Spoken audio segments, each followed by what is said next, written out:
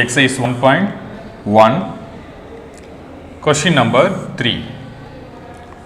If f of alpha equal to cos alpha 0 sin alpha 0 1 0 minus sin alpha 0 cos alpha அப்படின்ற ஒரு matrix கொடுத்துருக்காங்க. So that f of alpha inverse is equal to f of minus alpha. இந்த f of alpha உடைய இன்வர்ஸும் f of minus alphaவும் equal அப்படின்றத சொல்லியிருக்காங்க.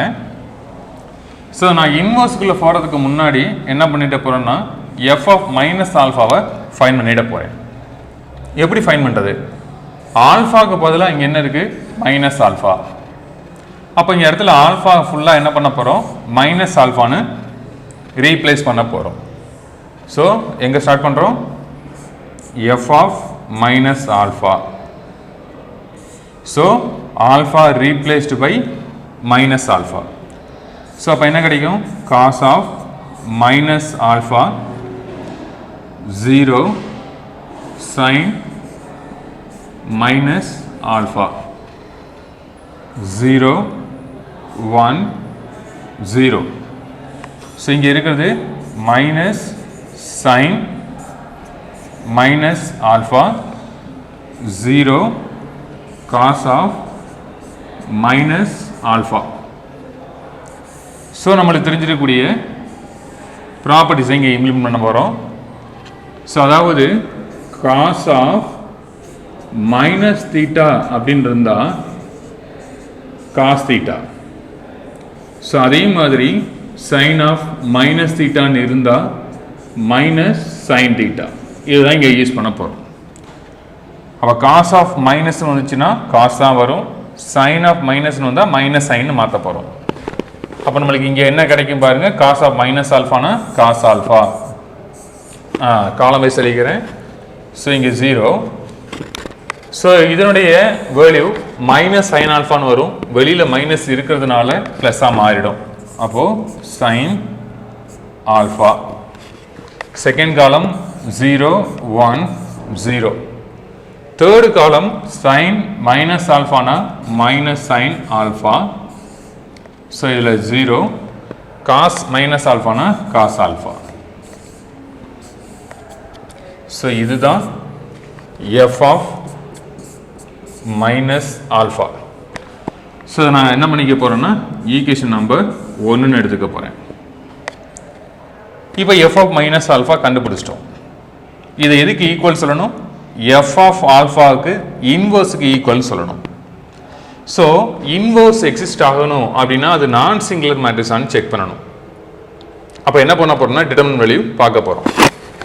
So f of ஆல்ஃபாவுடைய determinant value அப்போ கொடுத்துருக்கிறத அப்படியே என்ன பண்ணிக்கலாம், டிடர்மினன்ட்ல எழுதிக்கலாம். Cos alpha 0 minus sine alpha. Second காலமில் 0 1 0. அடுத்து சைன் ஆல்ஃபா 0 காஸ் ஆல்ஃபான்னு இருக்குது. f of ஆல்ஃபாவுக்கு டிடர்மினன்ட் வேல்யூ பார்க்க போகிறோம். ஸோ அப்படி பார்க்கும்போது நம்மளுக்கு வரக்கூடிய வழி பாருங்கள். ஃபஸ்ட்டு ரோவை பொறுத்து நம்ம எக்ஸ்பெண்ட் பண்ண போகிறோம். அப்போ காஸ் ஆல்ஃபான்றது முதல் எலமெண்ட்.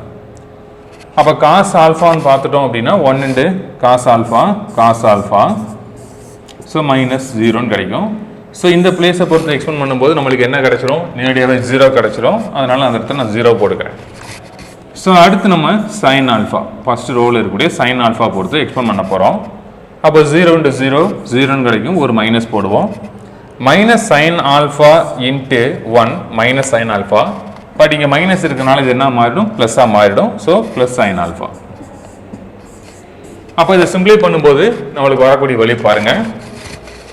ஸோ இந்த இடத்துல காஸ் ஆல்ஃபா மைனஸ் 0 அப்படின்றது காஸ் ஆல்ஃபான்னு கிடைக்கும். அப்போ cos alpha into cos alpha cos square alpha. So இங்கே சைன் அதாவது 0 plus sine alpha sine alpha. So sine alpha into sine alpha என்ன கிடைக்கும்? Sine square alpha. ஸோ நம்மளுக்கு தெரிஞ்சிருக்கக்கூடிய property sin square theta plus cos square theta it's equal to 1. So angle சேமாக இருக்கும்போது sin square plus cos square என்னவா இருக்கும்? 1 இருக்கும். அப்போ இங்கே ஆல்ஃபா தான் இருக்குது. அப்போ cos square plus sin square alpha is equal to என்ன கிடைக்கும்? 1ன்னு கிடைக்கும். So it is equal to 1 not equal to 0. அப்போ டிடர்மினன்டுடைய மதிப்பு என்னவா இருந்திருக்கு? 1 இருக்கு. So it is not equal to 0னா என்ன சொல்லிடலாம்? இன்வர்ஸ் எக்ஸிஸ்ட்னு சொல்லிடலாம். அப்போ என்ன சொல்லிடலாம் பாருங்க, f of alpha inverse exist. So inverse என்ன ஆகுது? எக்ஸிஸ்ட் ஆகுது. அப்போ இன்வர்ஸுக்கான formula, so we know that இதுக்கான இன்வர்ஸுக்கான ஃபார்முலாவை அப்படி எழுதிடலாம். f of alpha the whole inverse is equal to 1 divided by determinant of f of alpha into adjoint of f of alpha. So இப்போ நம்மளுக்கு டிடர்மினன்ட் வேல்யூ ஆல்ரெடி பார்த்துட்டு வந்துட்டோம், 1ன்னு தெரியும். இப்போ நம்மளுக்கு தேவையானது என்னது? அஜாயிண்ட். ஸோ அஜாயிண்ட் கண்டுபிடிக்கிறதுக்கு நம்மளுக்கு மெத்தட் ஆல்ரெடி பார்த்துருக்கோம். அந்த மெத்தடை தான் நான் என்ன போகிறேன் இங்கே யூஸ் பண்ண போகிறேன். ஃபர்ஸ்ட்டு கொடுத்துருக்கக்கூடிய மேட்ரிக்ஸை நம்ம அப்படியே எழுதிக்கலாம். So cos alpha 0 sine alpha, cos alpha 0 sine ஆல்ஃபான் இருக்கு. செகண்ட் ரோவை பொறுத்தளவில் 0 1 0ன்னு இருக்கு, 0 1 0ன்னு இருக்கு. தேர்டு காலம் பொறுத்தளவில் மைனஸ் சைன் ஆல்ஃபா 0 காஸ் ஆல்ஃபான் இருக்கு, மைனஸ் சைன் ஆல்ஃபா 0 காஸ் ஆல்ஃபான் இருக்கு. ஸோ அஜாயின் கண்டுபிடிக்கும் போது என்ன மெத்தட் சொல்லியிருக்கோம் அப்படின்னா, ஃபர்ஸ்ட் 2 காலமாக அப்படியே 4th and 5th காலமாக எழுதிக்கணும். ஸோ இங்கே cos alpha 0 0 1 minus sine alpha 0. அடுத்து என்ன பண்ணணும்? ஃபர்ஸ்ட் ரோவையும் செகண்ட் ரோவையும் 4th and 5th ரோவா எழுதிக்க போகிறோம். அப்போ இங்கே காஸ் ஆல்ஃபா 0 சைன் ஆல்ஃபா, இதில் காஸ் ஆல்ஃபா இங்கே 0ன்னு இருக்கு. அடுத்த ரோவை பொறுத்தளவில் 0 1 0 0 1ன்னு இருக்கு. இப்போ என்ன பண்ணணும்? ஃபர்ஸ்ட் ரோவையும் ஃபர்ஸ்ட் காலமையும் எலிமினேட் பண்ணிடுறோம். ஃபர்ஸ்ட் ரோவையும் ஃபர்ஸ்ட் காலமையும் எலிமினேட் பண்ணிட்டோம். அப்போ எலிமினேட் பண்ணதுக்கப்புறம் என்ன பண்ணணும்? ஸோ இந்த பேர் எடுத்துக்கணும், அதுக்கடுத்து இது ரெண்டையும் பேரா எடுத்துக்கணும், அதுக்கடுத்து இந்த ரெண்டையும் பேரா எடுத்துட்டு ரோ வைஸில் நம்ம என்ன பண்ணுவோம்?